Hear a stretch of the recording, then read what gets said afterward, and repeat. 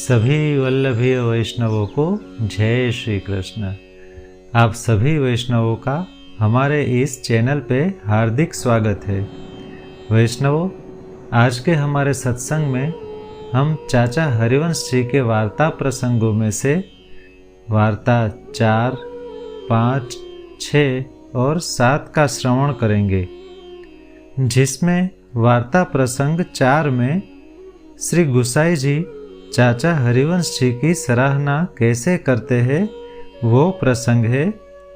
वार्ता 5 में चाचा हरिवंश जी और कृष्ण भट्ट एक समय जब उज्जैनी जात हते तब मार्ग में एक वैष्णव के साथ क्या प्रसंग बनता है वो बात कही है।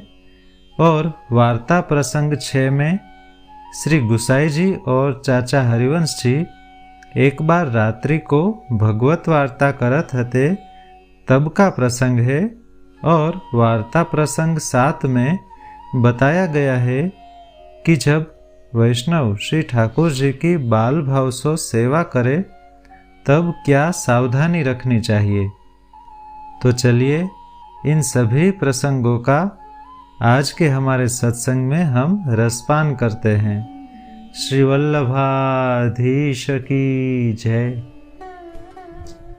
वार्ता प्रसंग 4। और एक समय श्री गुसाई जी गुजरात पधारे, सो एक गाम में जाई डेरा किए। तब अपने साथ के एक ब्रजवासी को श्री गुसाई जी ने सीधो लेन पठायो। सो वह ब्रजवासी श्री गुसाई जी की आज्ञा प्रमाण सीधो सामग्री सब गाम में से लायो।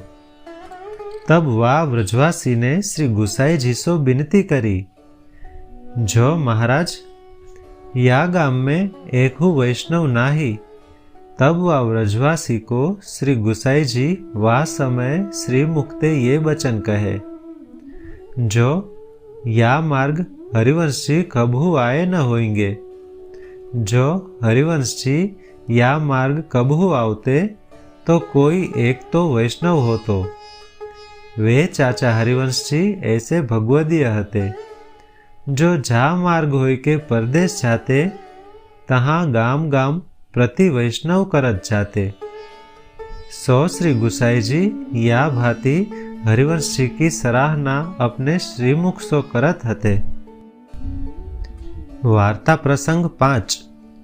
बहोरी एक समय हरिवंश जी और कृष्ण भट्ट उज्जैनी को जात हते। सो मार्ग में एक क्षत्रिय श्री गुसाई जी को सेवक एक गांव में रहत हतो। सो वा वैष्णव ने अपनी दुकान ऊपर ते हरिवंश जी को पहचाने। सो वह दुकान ते उतरी के वाने हरिवंश जी को दंडवत करी। पाछे वह क्षत्रिय हरिवंश जी को अपनी हाट ऊपर ले गयो।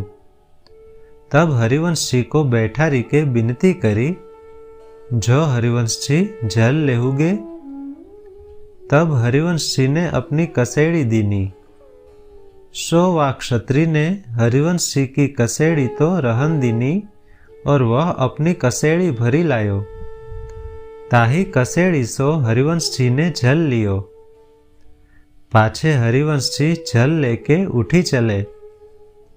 तब वा क्षत्रिय ने हरिवंश जी से विनती करी, जो अब के ईत सो जब पाछे फिरो तब मेरे घर पधारियो।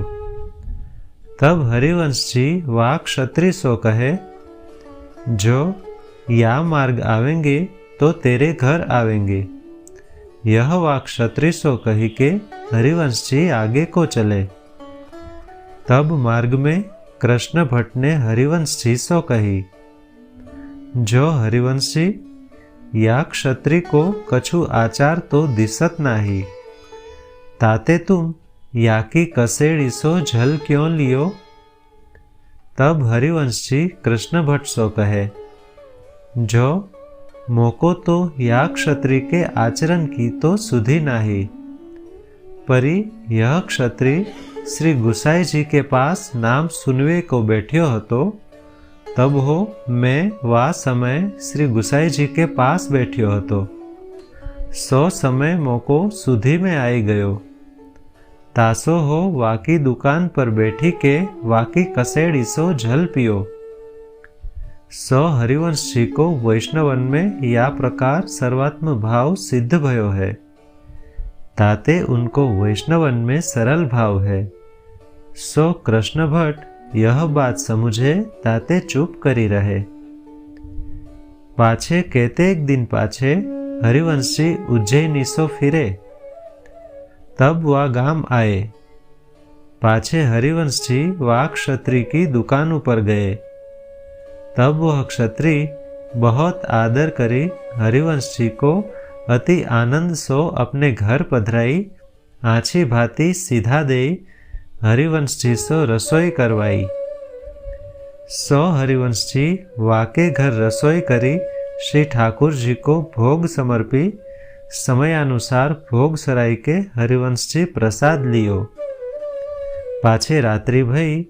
तब वह क्षत्रिय ने रुपया 1003 को वित्त सो घर में सोनो, रूपो, गहनों, रोकड़ी सब मिलाई के हरिवंश जी को सौंप दियो।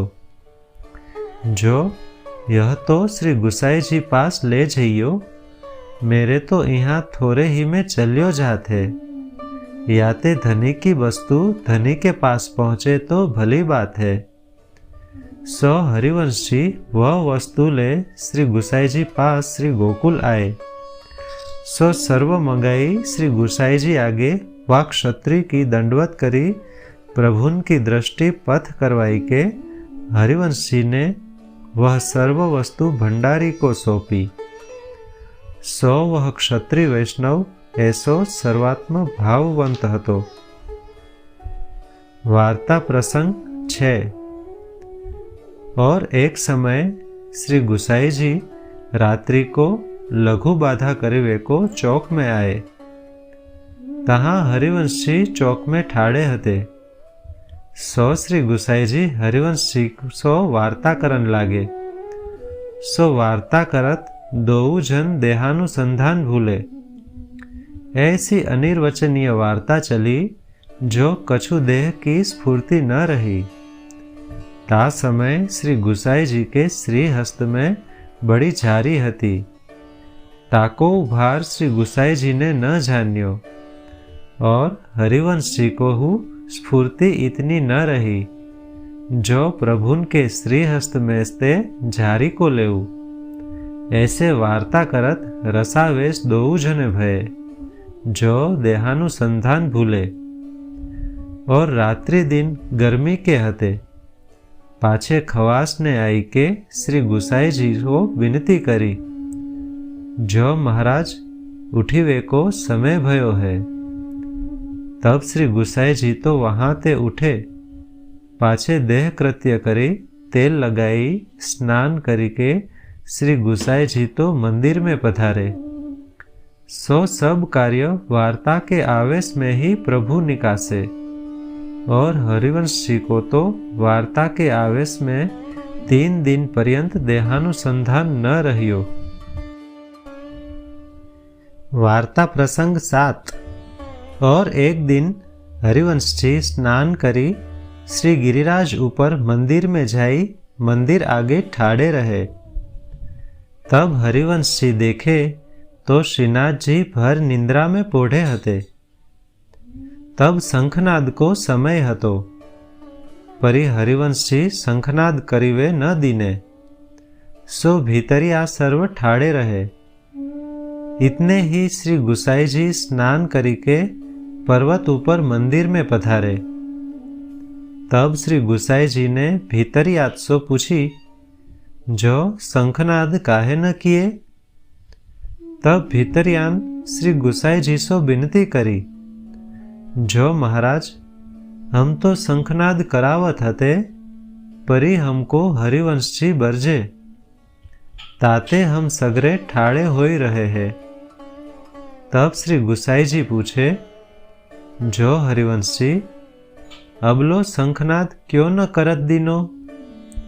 तब चाचा जी ने श्री गुसाई जी सो विनती करी, जो महाराज श्रीनाथ जी भर निंद्रा में पोढ़े हते, तासो हो इनको शंखनाद करत बरज्यो हूँ।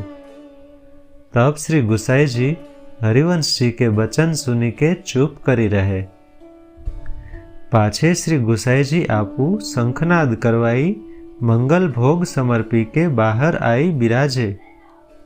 तब भीतरियांशो श्री गुसाई जी यह कहे, जो श्री ठाकुर जी को समय बीतित न होन दीजिए। समय होई तब मंदिर आगे तारी बजाई शंखनाद करवाई के श्री ठाकुर जी को जगाइए। यह श्री गुसाई जी श्रीनाथ जी के सेवक अंशो समुझाई के श्रीमुखते कहे। ता दिनते भीतरिया सेवा श्रीनाथ जी की श्री गुसाई जी की आज्ञा प्रमाण करन लागे। भाव प्रकाश या वार्ता में यह जतायो, जो श्री आचार्य जी महाप्रभु ने सेवा में बाल भाव राख्यो है, सो बालक को सूर्योदय पहले जगावने चाहिए, नातरु बालक की बुद्धि मंद होवे। यह बात की शिक्षा श्री गोपीनाथ जी को श्री आचार्य जी आप दीनी है। सो बात आगे कही आए है। ताते श्री गुसाई जी ने श्रीनाथ जी के सेवकन को या प्रकार समझाई के कहियो। सो आज के इस सत्संग में हम यहाँ विराम करते हैं। सभी वल्लभीय वैष्णवों को जय श्री कृष्ण।